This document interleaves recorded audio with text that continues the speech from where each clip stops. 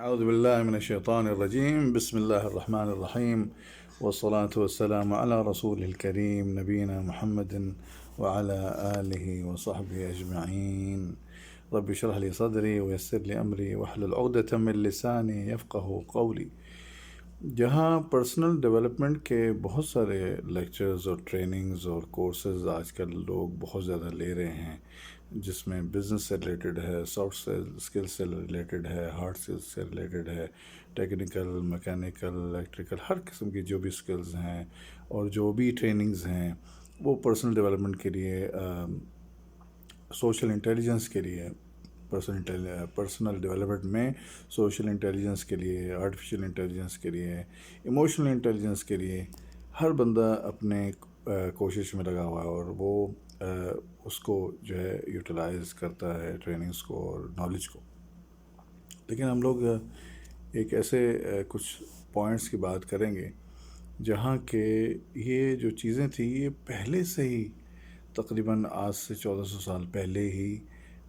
ہمیں یہ اسٹڈی کرائی گئی ہیں، لیکن ڈفرینٹ انداز سے کرائی گئی ہیں، مگر ان کا بیس آلریڈی اویلیبل ہے.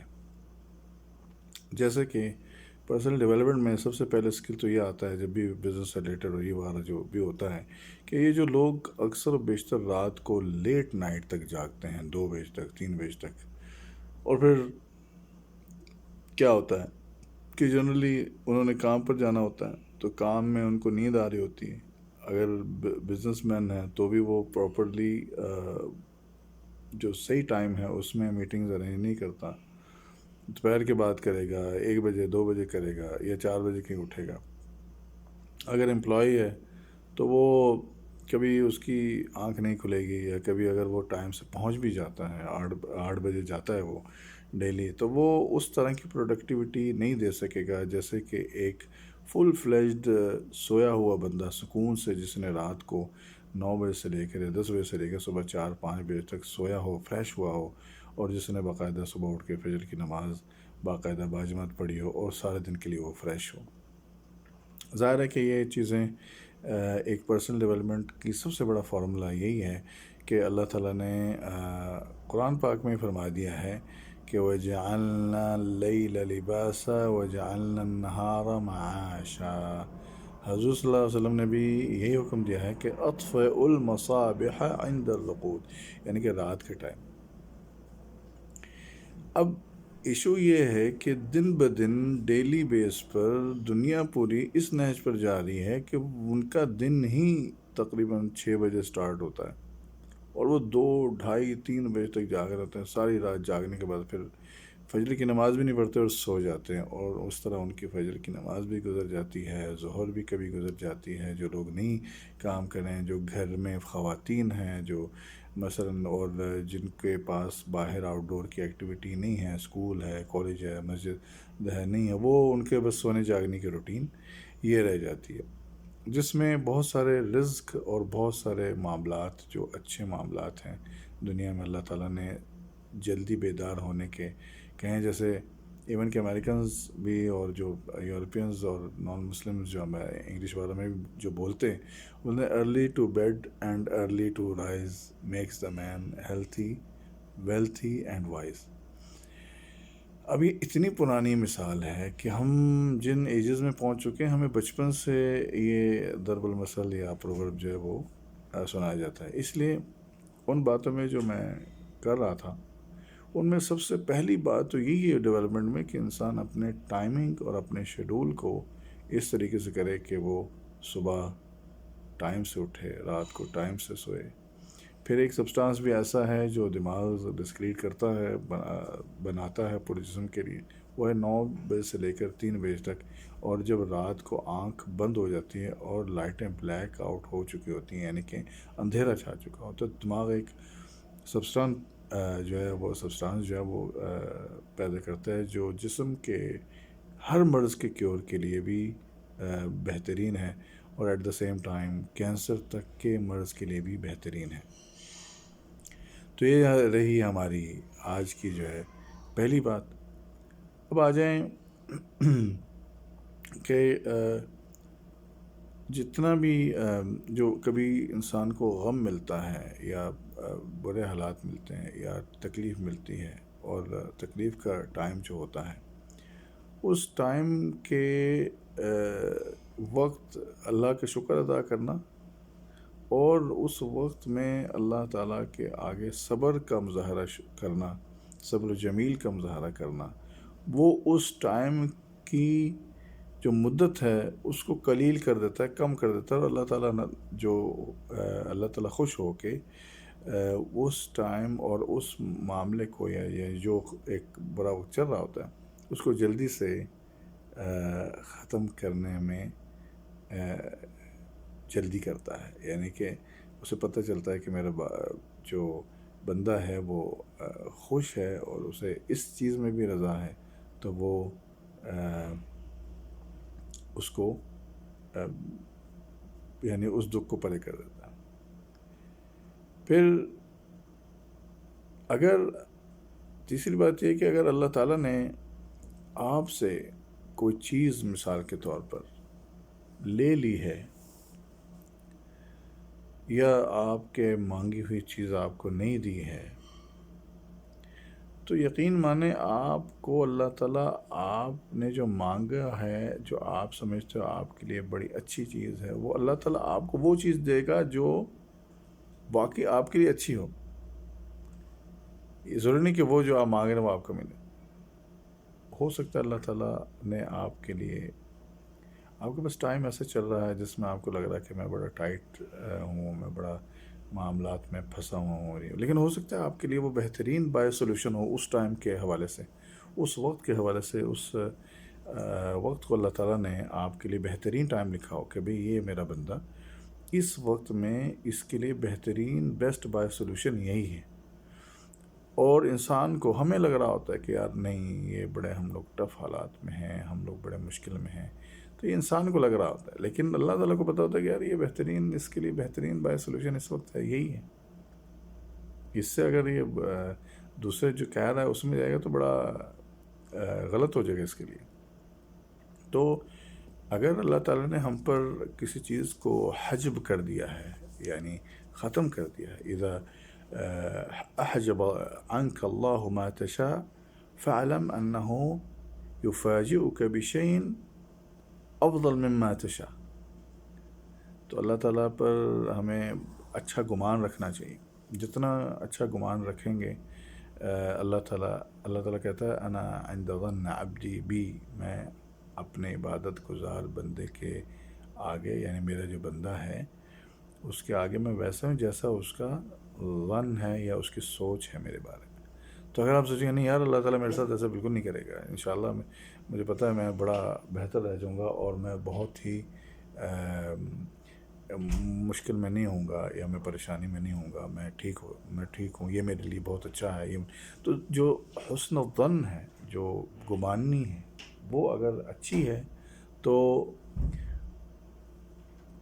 وہ گمان اچھا ہونا بہت ضروری ہے اللہ کے ساتھ۔ تو اس چیز کو بھی مد نظر رکھیں کہ یہ جو چیزیں ہیں، مثلا اس طرح کے جو بھی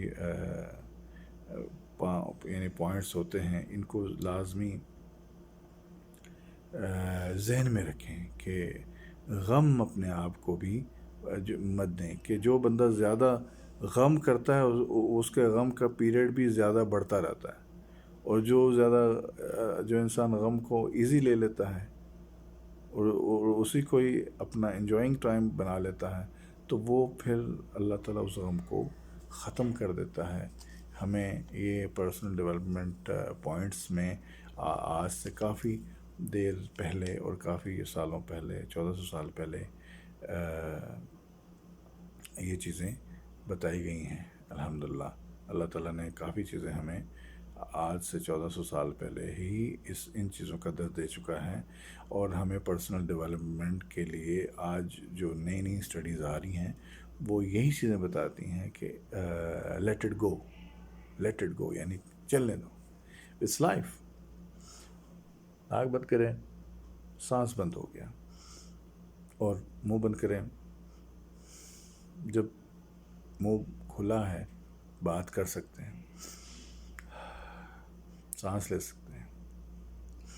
ناک سے بھی ہوا جا رہی ہے اور الحمدللہ سانس بھی اچھی لی جا رہی ہے، صحت مند ہے، پرسکون ہے، تو اللہ تعالیٰ کا شکر ادا کریں، بہت بڑی نعمت میں ہے۔ کچھ کر سکتے ہیں نا کم سے کم، کئی لوگ ایسے نہیں کر سکتے، لیٹے ہوئے ہیں۔ پھر ایسا بندہ جس کے پر کوئی خوف طاری ہو یا ڈر لگا ہوا ہے کسی چیز کو، تو عجبت لمن خاف ولم يفزع لقول اللہ تعالی حسبنا اللہ ونعم الوکیل،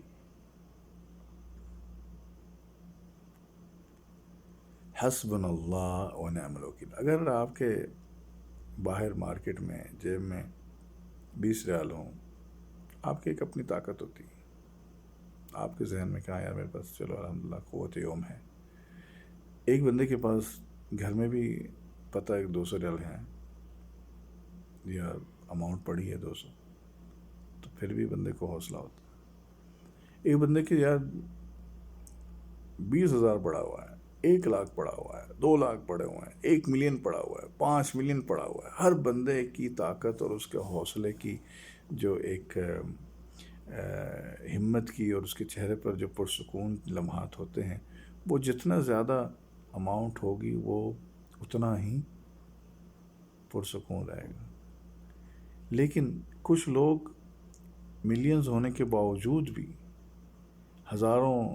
گاڑیاں، ہر معاملے چل رہے ہیں، اس کے سب ہونے کے باوجود بھی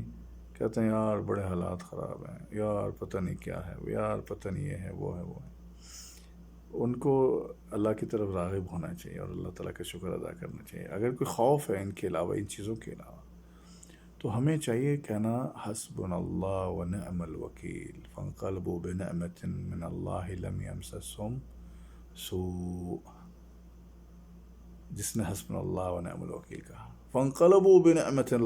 من اللہ ولم یمسسہم سوء۔ اس کے بعد سب سے بڑی بات یہ ہے کہ جتنے بھی اس طرح کے پرسنل ڈیولپمنٹ، یعنی کہ جس میں بھی ذات کو ترقی دی جائے، یعنی کہ ذات کو سمجھایا جائے، اس میں ایک اور بڑی زبردست چیز کہی گئی ہے، وہ ہے کہ آپ لوگوں سے امیدیں لگانا چھوڑ دیں، صرف اور صرف اللہ سے امید لگائیں۔ اللہ آپ کو کبھی اکیلا نہیں چھوڑے گا۔